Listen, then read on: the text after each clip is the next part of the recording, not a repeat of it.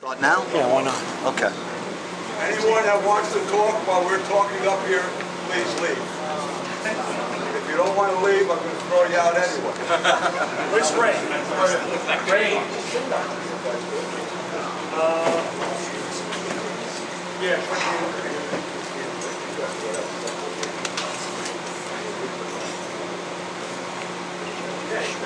I just want to thank everybody for coming, getting here so early. This is an unbelievable turnout. I didn't think I was going to get this, but this is great. Just shows you, how much everybody cares. Thanks, Al.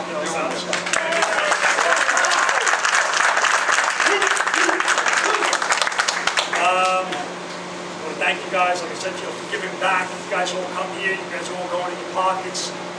It's a big part of this is about raising money. I try to do my best for Coach Balking because he's a great guy, good tone. These are guys that to me they're the salt of the earth. They do whatever they could for the team and they support the alumni any way they can. And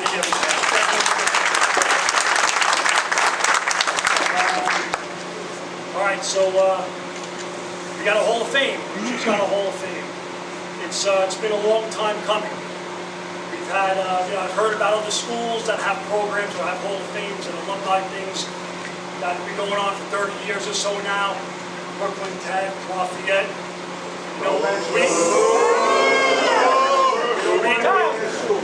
We got some great players too, and we deserve something like this. So we should be proud of our history.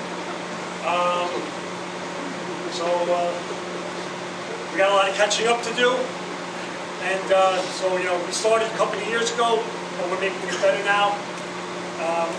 Just want to mention that I got Lee Boyce get in touch with me to Coach Lee Boyce, doesn't like me called Mr. Lee, but Coach Lee Boyce he got in touch with me, and he said, we need to get this thing moving, we need to get this thing working better. I need you to help me with this. He says, I'm not getting any younger. So, somebody like me, it's like, okay, he's asking me this. He's asking me this. I can't say no. So, she's got to buckle your chin strap and get to work and try to get this stuff done. He always does. And I think so far, I think we've done a good job. And I want to thank him for his generosity, his enthusiasm. His persistence. He pushed me. It was good. It was contagious, and he lit a fire under me to get this thing all done. And I needed it, and I appreciate it. Feeling to meet you, Pam. Thank you. And again, I want to thank Coach Balking and his staff. Like I said, they encourage this. They give me whatever I ask for. If I want the field, they give me the field. I want the PA system. I want to play my music. Anything they want, anything I want, they give to me. And he's one of the greatest guys. He's just and he's a great coach. Which leads me to one of the plaques that we had made up. What I call it is the wall of coaches. So I became like a Utrecht football historian. I became like a nerd in football. I research stuff. I get entrenched into it. I got like a subscription to newspaper.com. I pull up old articles, and I was telling somebody earlier, the funny thing is, you could find stuff from 1918, 1920, easier than you can find stuff in newspapers in the 2000s, because high school football was like the top billing back then. It was the only thing we had. It wasn't even pro yet. So I was able to pull up a lot of information, and I was able to get the names of all the coaches throughout our history and the years they coached. And we put it on this plaque, and it's going to hang up, and it's got room for other coaches, and it's got a really good inscription on it, something that I think fits well. It says, a good coach can change a game. A great coach can change a life. And that's a quote by John Wooden. Wow. And it resonates here because all you hear about is, when I talk to some of these guys from the 70s and prior, they talk about how Coach Lee Boyce affected their life. My guys that I grew up with, that I played with, we just talk about Coach Sinagra, how he changed our lives, how we still, think about him. We still, we instill the values that they instill to us, to our children, and so on. So this, I hope that, the school finds a nice place for this and puts this up.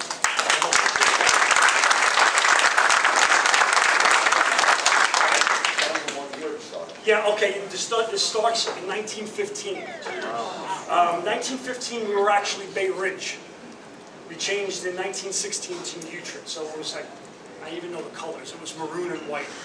Then they changed to green and white in 1916. So if you have any questions about Utrecht history, I'm the guy to go to. I know. Nerd. Yeah. Yeah, it goes back to 1915. What names are on there? What? What names are on there? Oh, we got this. I don't want to go through it all because, but it goes to now. Now Alan Balkin and the last two names and Keith Matone. And now the names are on there. What kind of question? I only know up to you. So that leads me to this. Alan Balkin and Keith Matone. These two guys, a lot of you might not know them, a lot of you know them. They've been coaching for over 20 years. The longest tenured Utrecht football coaches ever. And I want to have them come up here because we have a little something for them from the alumni I want to give to them. Coach Balkin's been here since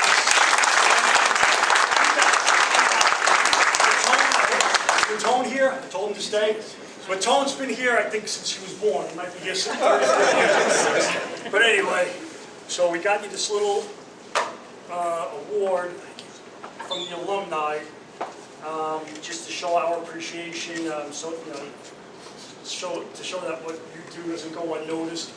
And what we have written on here, it says. I gotta look at my glasses. When you get old. What'd you forget? Sorry about the blue. Everything's made. Okay. To have long-term success as a coach or in any position of leadership, you have to be obsessed in some way. Pat Riley. And at the bottom, thank you for over 20 years of sacrifice and obsession.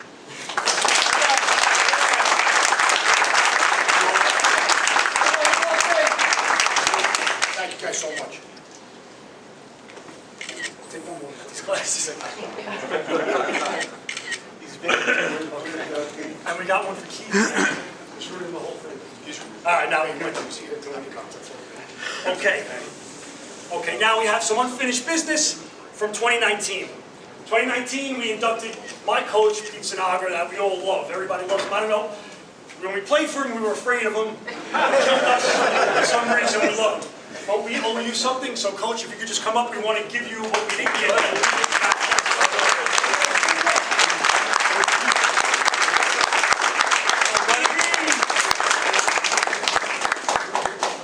This is something you can put on your shelf somewhere. Yeah, this is something you can put In the attic.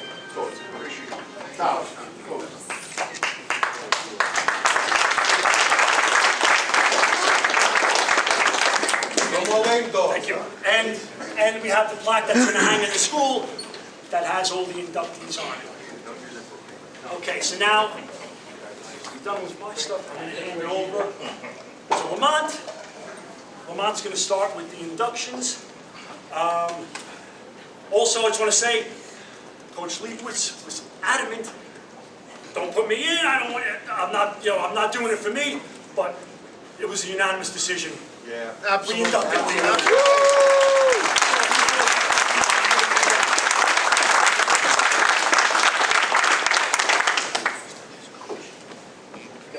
you have. Right, yeah, after that. I got one for you, got it? Hey, good morning, everybody. My name is Lamont. I played back in 84, 85, all that good stuff. I'm just here to present the person that will be giving out the awards to all of the 2021 inductees of Hall of Fame, but that presenter in himself is actually being presented as well, as Tom just stated. Coach Lee Boyce played from 1956 to 1958 as a running back and defensive back. He was the top scorer in 1958 for PSAL, and he was also the all-city running back selected by the city.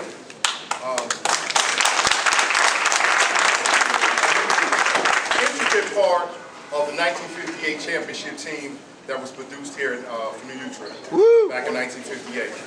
And we all know from 63 until 73, he also taught here. And then from 74 through 84, he was the assistant principal and AD. And then from 85 until 1998, Coach Lee Boyce was the principal here and then retired in July of that same year, 98.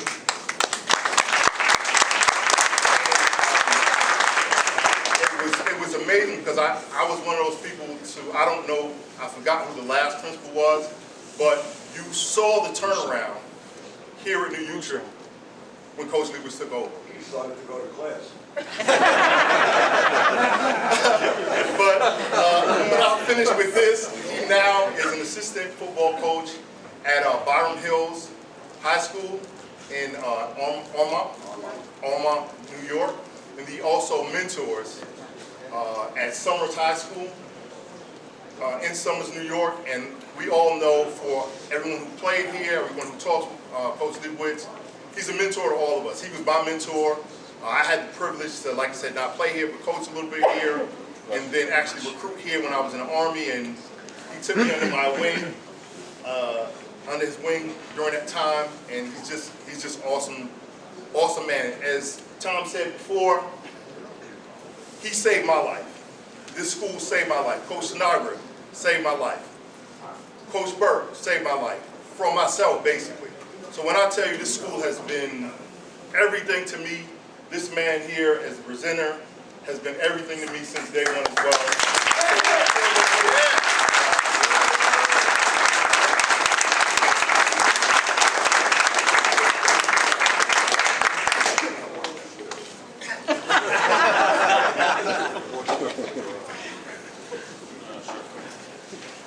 First of all, I want to thank all the guys, all the women, all the families that are here today.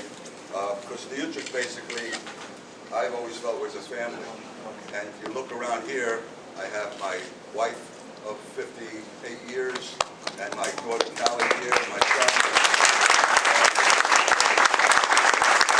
Right on 82nd Street. So the family was always here no matter what we did. When I coached Charlie Fondero's dad over the apartment house that we lived in. And Arlene used to come practice with the kids in the carriage, and I used to be here, and I always felt that Utrecht was a family. And when I came back as a teacher and football coach, that's the way I try to build it. I was 21 when I started teaching here and coaching, and it was a long, long time. As Lamont said, it has done a tremendous amount for me because I always knew what I wanted to do. I always wanted to come back and be part of a younger generation and the kids and help out in some way. And when I became principal, I was able to do even more. We became the city of New Utrecht. You see the sign when you come in. I put in a mayor. I put in where the kids had more to say. All the programs you see on the wall here, on the outside, myself and my assistant principals put in. Not much has been done after that when it comes to certain things. And I hate saying that because I'm in touch with the school quite a bit. I want to recognize Tom because I would bust his chops all year when we started this. And you know, I'm an early bird person.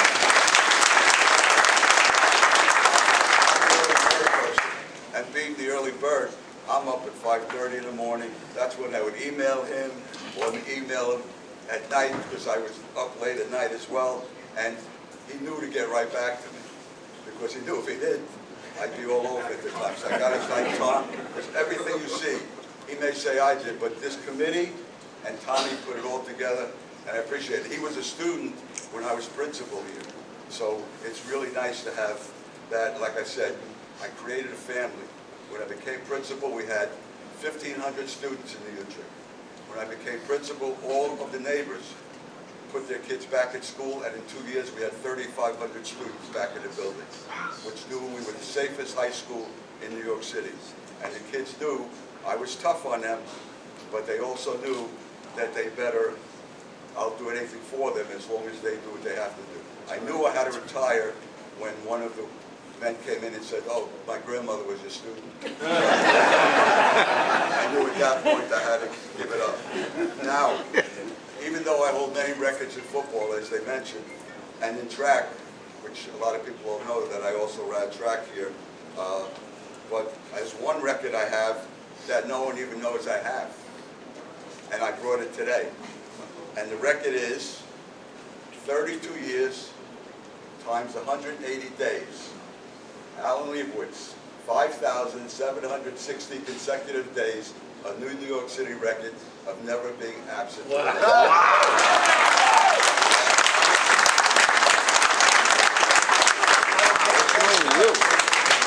That says something, because I didn't come to work. I came to school because I loved it, and I loved being with the kids. And I would be outside every morning, meeting the kids. I would get here at 6 o'clock in the morning, even before the custodians. Sometimes I went down and banked the fires before we had oil. And the bottom line is, I made sure we do all the kids. Right, Terry? Yes, sir. All the time. Good morning. Outside, in short sleeve, rain, snow, or sleet, the kids would read it. And that's the way it goes. But that's what I want to tell you, what the Utrecht is all about, and hopefully it's about. I want to turn my attention to this table over here. You guys stay there. Just stay there. You see there's a trophy, and you see there's a sign there. March 2020, I got a phone call from the International Hall of Fame of Track. And what happened was, they said, listen, we know you used to be the principal of the Utrecht. We've been calling the Utrecht High School for weeks, and no one responds or gets back to us. I said, what do you want? They said, Barney Hyman, who was the track coach here in the Utrecht many years even before me, has the record of 25 or 24 consecutive Utrecht High School championships in track. And he made the Hall of Fame, and they had it at the Downtown Athletic Club in March 2020. And as the old Utrecht principal, I said, you can't let that go. The principal here never responded, APs never responded, the AD never responded, but my wife said, you better respond. So when she said, you respond, that's the bottom line. So that's where we are at this point. I just wanted to be recognized that. Now to move on. I'm pretty tight with Alan Balkan and Keith. In case you didn't know, I hired Keith when I was principal.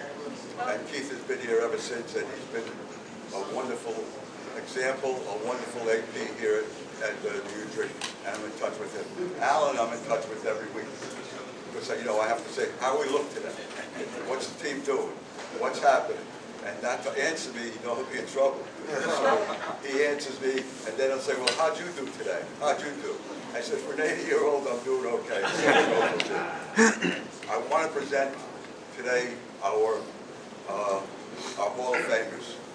Now, some people say, well, I wasn't chosen, I wasn't this. There's going to be a lot more after this. There's going to be people chosen from 58, before when I played my championship. There'd be people, we just wanted to make sure people that came would be recognized. And we had people that came every year, and we wanted to recognize them to be part of the program and the Hall of Fame. So, without further ado, I'm going to present, but what I'm going to do is not talk about them, because we know why they're here. I'm going to give them a couple of minutes, 3 minutes, to talk and say what they feel or how they feel about the program. That's the way it should be. So the first one, in case you didn't see the picture here of the Duke. The Duke was a sophomore when I was a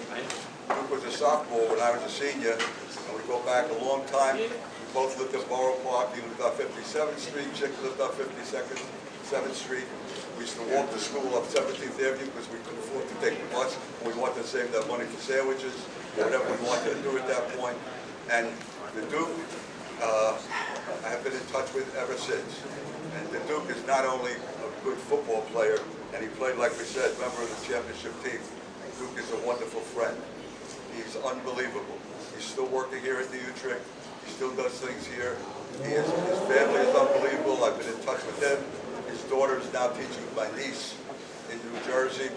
And I think it's a great honor for me, to present to the Duke.